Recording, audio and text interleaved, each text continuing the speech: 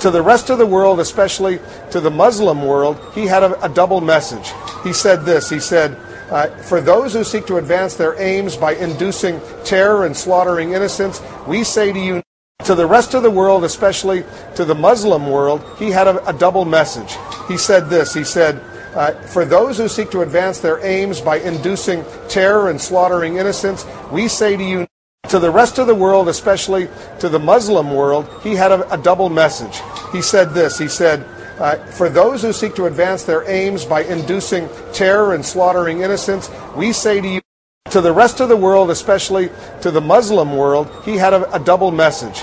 He said this, he said, for those who seek to advance their aims by inducing terror and slaughtering innocents, we say to you now that our spirit is stronger and cannot be broken. You cannot outlast us, and we will defeat you. But then a couple lines later, he said this, to the Muslim world, we seek a new way forward based on mutual interest and mutual respect. I think that message, David, was a powerful message to send on this critically important day.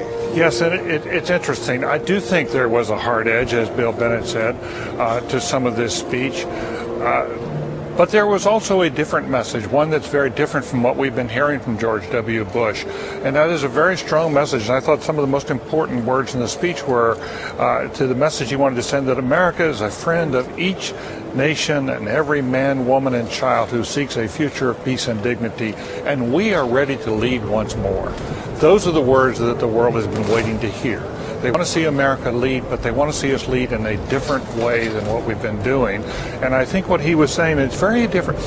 The second inaugural of George W. Bush just 4 years ago was entirely, the theme was a crusade for democracy, to remake the world as democratic nations.